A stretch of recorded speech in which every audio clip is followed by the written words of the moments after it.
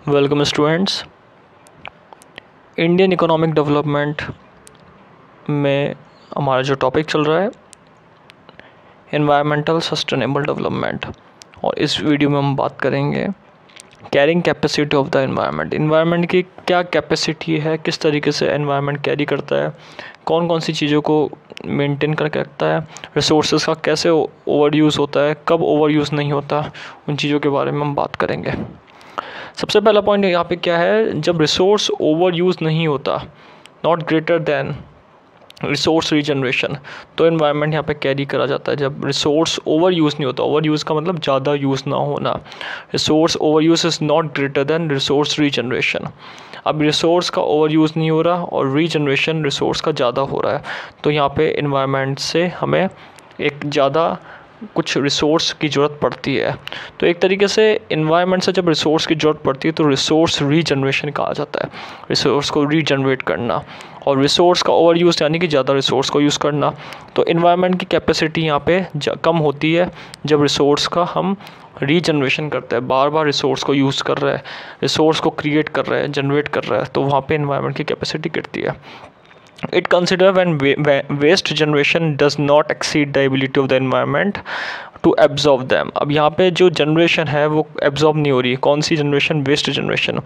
और the ecosystem is not polluted, ecosystem polluted नहीं हो रहा। वेस्ट जनरेशन का मतलब क्या होता है? वेस्ट जनरेशन जो होता है वो ऐसी जनरेशन कही जाती है जो एनवायरनमेंट का यूज़ होने पर पता लगती है।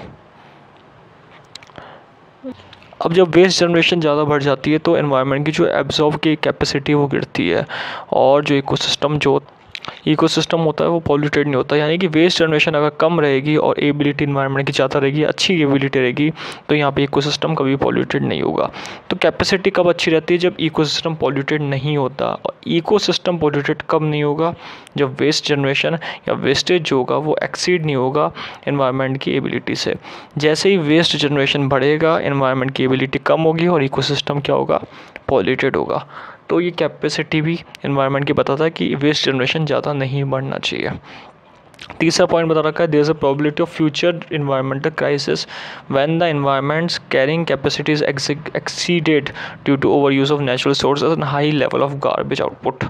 इस तरीके से फ्यूचर इन्वायरमेंट क्राइसिस बढ़ता है जब इन्वायरमेंट की कैरिंग कैपेसिटी के अंदर यहाँ पे नेचुरल रिसोर्सेज का बहुत ज़्यादा यूज़ करना और गार्बेज आउटपुट को बहुत ज़्यादा हाई लेवल पे ले जाना। गार्बेज आउटपुट यानी कि वेस्ट आउटपुट। तो नेचुरल रिसोर्सेज का यूज़ करके अगर हम गार्बेज आउटपुट को बहुत ज़्यादा हाई लेवल पे ले जा रहे हैं तो यहाँ पे इन्वायरमेंटल क्राइसिस होता है। ये एक प्रोबेबिलिटीज़ की हाई लेवल तक पहुँच जाती है।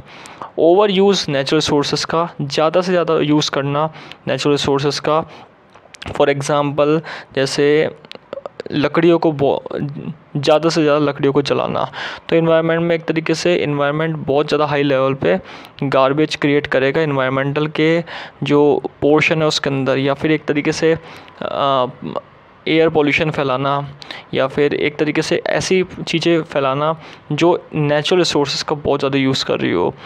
तो रिसोर्सेज का ओवर यूज जब होता है तो हाई लेवल ऑफ गार्बेज बढ़ता है, हाई लेवल ऑफ टेम्परेचर बढ़ता है, जैसे ग्लोबल वार्मिंग वगैरह इस तरीके से चीज़ें होती है, तो यहाँ पे इन्वायरमेंटल क्राइसिस होता है। तो कैपेसिटी इन्वायरमेंट की वहाँ गिरती है। तो दो तीन बातें ध्यान रखनी होती है इसमें कि कैपेसिटी इन्वायरमेंट की कब मेंटेन रहेगी, जब इन्वायरमेंट का जो क्राइसिस होगा वो मेंटेन रहेगा। इन्वायरमेंट का क्राइसिस कब मेंटेन रहेगा? जब यहाँ पे नेचुरल रिसोर्सेज का ओवर यूज़ नहीं होगा और high level of garbage output नहीं बनेगा। तो तीन बातें यहाँ पे समझ में आती है। First, resources over use not greater than resource regeneration, resource का ओवर यूज़ नहीं होना चाहिए ज़्यादा रीजनरेशन से। सेकंड, वेस्ट जनरेशन ज़्यादा नहीं होना चाहिए, नहीं तो एनवायरनमेंट की एब्जॉर्ब करने की जो कैपेसिटी वो ख़त्म हो जाएगी। और तीसरी पॉइंट ये बता रखी है कि कैरिंग कैपेसिटी जो होती है ओवर यूज़ की वो ज़्यादा नहीं होना चाहिए, नेचुरल रिसोर्सेज का ओवर यूज़ ज़्यादा नहीं होना चाहिए जिससे high level of garbage output बने। वो चीज़ को ख़त्म करना यहाँ पे मेन इंपॉर्टेंट टास्क रहता है। तो गार्बेज को कम रखकर और नेचुरल रिसोर्सेज का ज़्यादा यूज़ करना ही इसके अंदर इंक्लूड होता है।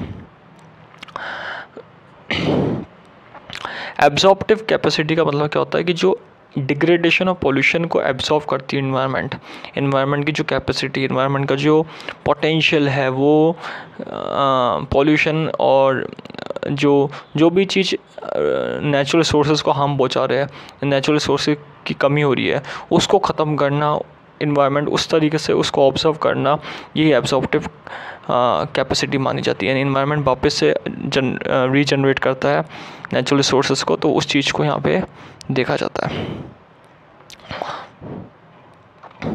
तो हमने एब्जॉर्प्टिव कैपेसिटी पढ़ी कि एनवायरनमेंट की पोटेंशियल जब बढ़ती है और लैंड डिग्रेडेशन या फिर पॉल्यूशन जो होता है वो कम होता है, तो उसको हम एब्जॉर्प्टिव कैपेसिटी के अंदर कंसिडर करते हैं।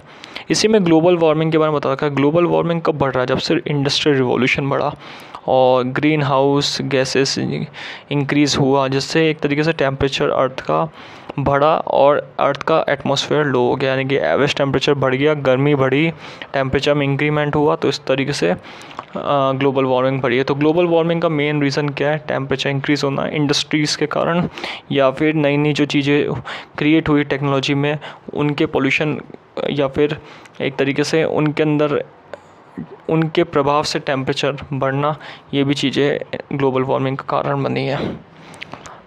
उसके बाद बात करिए ओजोन डिप्लीशन। ओजोन लेयर के अंदर जो होल या ओजोन का डिप्लीशन कब होता है? स्ट्रेटोस्फीयर में, जब ओजोन का लेवल कम होता है।